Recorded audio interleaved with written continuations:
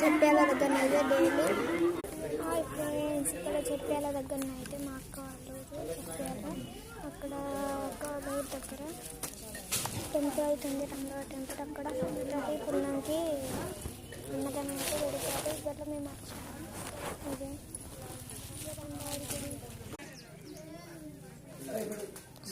అయితే అన్నం అయితే తింటున్నారు.